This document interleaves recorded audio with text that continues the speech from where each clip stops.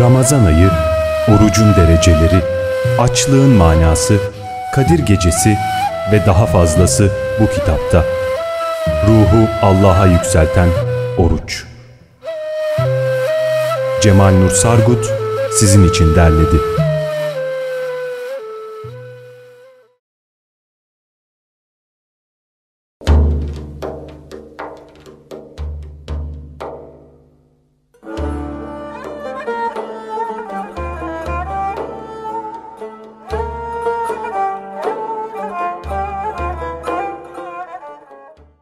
Seyri sülükte herhalde hocam en önemli insanı zorlayan şey nefisle yaptığı bir mücadele var.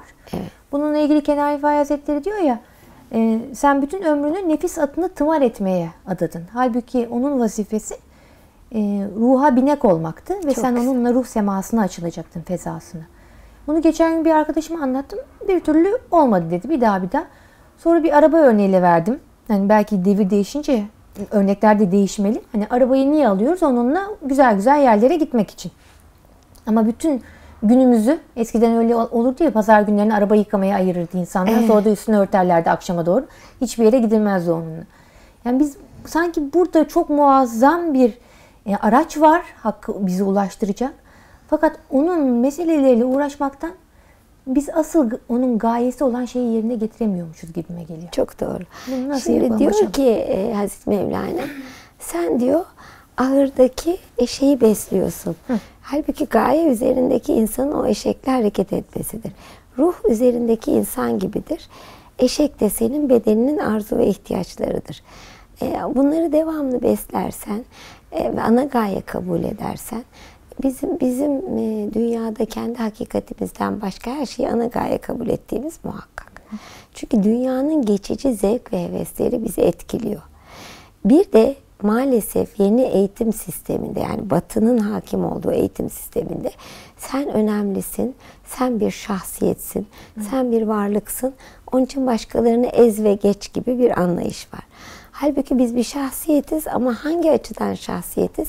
İçimizdeki Allah'a ait ismi taşımamız açısından.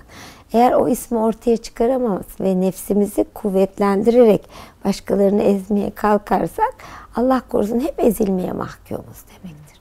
Çünkü mutlaka sizden daha kuvvetlisi çıkacaktır ve sizi ezecektir. İnsanın bu dünyada ezilip ezilmeme probleminin kalkması lazım. Beğenileyim, sevileyim probleminin kalkması lazım. Bu bana bunu yaptı, ben de bunu yapayım, affedemiyorum laflarının kalkması lazım. Bana affedemiyorum diye mektup geldiği zaman şöyle cevap veriyorum. Koca Allah diyorum. Bu kadar kusur, bu kadar günah her dem bizi affediyor da ben daha onun bir kulunu affedemiyorsam şunu hatırlıyorum sadece. Günde 5 vakit Allah'a, ben senin kulunu bile affedemiyorum, sen de beni etme diye niyaz etmek gerekiyor. Kulu affedemediğin için de bütün öbür alemini felakette geçirmek bize yazık olmuyor mu kızım? Bize burada da yazık oluyor hocam. O affetmediğimizin konuyla bir ilgisi yok ki. Hiç yok, O hayatını enerji. yaşarken sen zorluğunu çekiyorsun olayın. Hani sizin meşhur anlattığınız bir hikaye vardı ya. Adamın biri, buyurun siz anlatın hocam. Sudan mı geçirmiş bir kötü ahlaklı? Ne güzel hikaye. Evet. Köyün 2 tane insanı varmış. Biri çok kötü, biri çok iyi. Beraber tesadüfen, tesadüf yok ya, hepsi Allah'ın hikmeti, yürüyüşe çıkmışlar. Bir yere gidiyorlar. Bir deniz kenarına, nehir kenarına gelmişler ama sığ bir nehir. Demiş ki ne olur ne olmaz, yüzme bilmem demiş, kötü. Ben senin demiş omuzuna çıkayım da sen beni geçiriver. Peki demiş. İyi. Almış omuzuna, taşımış onu öbür tarafa, geçirmiş. Aman köy halkı buna bir kızmış, bir öfkelenmiş. Demişler ki yani bu kötüyü niye geçirdin? Bu bize şöyle zarar verdi. Buna böyle bir şey olduğu zaman da maalesef biz arttırıyoruz dereceyi. Dedikodu artsın diye. Ona olan kinimiz artsın da daha çok konuşabilelim diye aleyhinde bir şeyler üretiyoruz. Evet. En sonunda mesai harcıyoruz buna. kesinlikle. O en sonunda adam demiş ki Allah aşkına demiş, ben onu 15 dakika taşıdım, attım. Siz senelerdir sırtınızda taşıyorsunuz. Günah değil mi bu kadar negatif enerji? İşte insanlar devamlı birilerine kin ve nefret besliyorlar. O kin ve nefret artsın ve onu rahat konuşabileyim diye de her an onunla ilgili kafalarında bir şey uyduruyorlar. İnsanın içindeki bir nefret yoksa kendi aleyhine konuşanı oturup düşünür mü kızım? Buna vakit ve mesai harcamaz ki. Bana ne, o ne demişse demiş, ben Allah'a odaklanmışım der. Yürür geçer gider. Yahut sen beni kırdıysan ben ona takmam. Çünkü senin ezelinde kırıcı olmadığını bilirim ben. İşte burada bütüne baktığın zaman alttan bakmaktan uzaklaşırsın. Alttan bakan insan sendeki arizi halleri görür. Bütünden bakan insan sendeki Allah'a ait ismi görür. Arizilere takılmaz. Bugün beni kırdıysa yarın sever, o benim canım aslı güzel der. Anlatabildim mi? Evet, ne güzel bir düşünceleriniz var hocam. Estağfurullah, hocamızdan öğrendik. Nefisle ilgili birkaç yaklaşım var hocam. Bazen çok şiddetli yaklaşılıyor. Sufilerin onun terbiye yöntemlerinde farklılıklar arz ettiğini görüyoruz. Bazen çok şiddetli yükleniyorlar ona. Bir düşman gibi görüyorlar. Bir savaş meydanı addediyorlar vücudu. Bazıları da onu bir tür çocuğa benzetiyor ve terbiyede merhametle yaklaşılması gerektiği, ikna yöntemini kullanılması gerektiği. Siz hangi yolu takip ediyorsunuz? Ben Hazreti Mevlana'nın yolunu acizane takibe çalışıyorum ki o hocamın yolu oluyor. Diyorlar ki köpek nefistir, yani nefsi temsil eder. Tamamen aç bırakırsan saldırır. Doyurursan gaflette olur. Yarı aç yarı tok bırak, onu o şekilde götür. Şimdi burada önemli olan nefsin üzerine gitmek, ama hangi şeyin nefis olduğunu bilmek nefsin üzerine gitmekten daha önemli. Şimdi oruç kitabı hazırlıyoruz acizane. Çıkacak, Ramazan'da çıktı zannediyorum.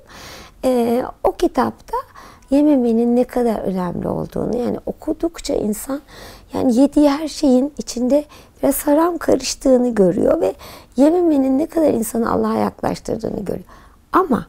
Ama yememeyi nefis haline getirmişsen, yani aman zayıflayayım, aman kilo vereyim, aman ya da bazı hastalıklar oluşuyor yememekten, sen de biliyorsun. O zaman yemeye başlayacaksın. Demek ki önce tespit edeceksin. Nerede nefsim giriyor? Değil mi? Evet. İbadet en büyük lütuftur. Allah'ın insanla buluşması için yegane fırsat. Ama ibadeti nefis haline geçirmişsen, ibadeti dengelenmeyi öğrenmek zorundasın. Muaviye peygambere soruyor. Gecede 1 rekat namaz kılıyorum yaklaşık. Daha ne verirsiniz bana? İbadetim artsın diyor. Peygamber Efendimiz diyorlar ki gece uyu da diyorlar, gündüz 5 vakitini kıl, o sana yeter. Demek ki aşırılıklara kaçmaktan korunmak lazım. Nerede nefsimiz giriyor? Neyle övünüyoruz? Hani adamın biri namaz kılıyormuş, 2 kişi içeri girmiş. Ne güzel kılıyor, gördün mü diye methetmişler. Namazı bitiren adam adamların peşinden koşmuş. Biliyor musunuz, hem de oruçluyum diye. İşte bu hal zuhur ederse o ibadetin insan üzerindeki faydası kalkıyor. Nasıl olacak? Öyleyse önce mürşidin sana neyin nefis olduğunu tespit edecek. Sen orada aşırıya gitmeyeceksin. Benim bir taktiğim vardır acizane. Ben ne zaman manevi hayatım bende hakim olsa o aşırıya kaçacağımı fark ederim. Çünkü aşırılığa meylim var. Dünya yemeği yerim. Ne zaman dünyaya döndüğümü çok fazla hissedersem, çok zevk almışsam, o zaman biraz yememeyi tercih ediyorum. İnsan kendi halini mürşidi sayesinde bilmeli ve nefsini terbiyede her şeyi kullanmalı. Araç olarak kullanmalı. Her halükarda o nefsi zinde bir şekilde ruhun hizmetine sunmak lazım. Hiçbir konuda aşırıya gitmeden. Ne eziyette aşırı gideceksin, ne boş bırakmakta, merhamette aşırı orta yol gideceksin. tutalım inşallah diyorsunuz. Teşekkür ediyoruz hocam. Ağzınıza sağlık. Peki hocam, bu seyr-i sulukun bazı yerlerinde kelime-i tevhid çektiriyorlar mürşitler, hocalar. Bütün tarikatlerin geleneğinde de la ilahe illallah bir terbiye yöntemi olarak kullanılmış. Belli sayıda namazlardan sonra çektiriyorlar. Bunun etkisi nasıl insan üzerinde? La ilahe illallah. Bir kere çok yüksek enerjisi var kızım. O enerji insanın mücadelede en büyük kuvvet ve kudreti. İkincisi, eğer la ilahe illallah'ın hakikatine varırsan, her şey onun içinde gizli. Her şey. Ama zaten bu la ilahe illallah cümlesi Hristiyanlıkta da var, Musevilikte de, Adem'le bile var. Biz ona Muhammeden Resulullah'ı ekliyoruz. Orası da çok önemli. Şimdi la ilahe illallah açarsan la yok demek. İlah, ilah edindiğin devre demek. İlla Allah, Allah var demek. La yok. Biz Allah'ı yok saydığımız devreler var. Haşa hiç Allahsız olmadık ama ben dediğin her anda kendinde bir kuvvet gördüğün anda la diyorsun. La diğerine de hürmet etmeyi öğreniyorsun çünkü kendin de demişsin bir zamanlar. İlah edinme devrimiz geliyor. Kocalar, çocuklar, kendimiz hastalıklı olmayalım diye mücadelemiz. Bunlar ilah edindiğimiz devreler. Bunların hiçbirinden fayda görmediğin bir devre geliyor. La ilahe diyorsun. İşte la ilahe diyorsan Allah illallah diye sana tenezzül eder. Bunu kendine hatırlatmak için la ilahe illallah çekiyoruz. Bu emmareden levvameye geçirir. Tekrarında fayda vardır. Evet. Bir onu da kararında tutmak şartıyla. Kararında tutmak şartıyla. Yine rifai seyri sülûkunda da bir yöntem salavat getirmek olarak Evet, geçiyor çok hocam. bol. Onun Çünkü bizi Allah'a ulaştıran o sultan, peygamber bile kendisine salavat getirdiğine göre burada andığımız ve selamladığımız mübarek vücudundan çok ki vücudu da çok önemli. O bize Allah'ın selamıdır. Ama manası.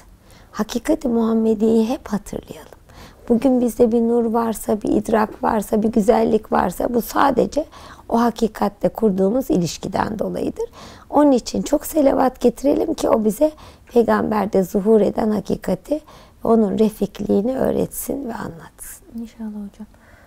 Allah bunu hal etmek nasip etsin. Amin inşallah. Dilinize, Bakalım gönlünüze nasıl sağlık. edeceğiz bir dahaki Bir dersimizde. dahaki ders.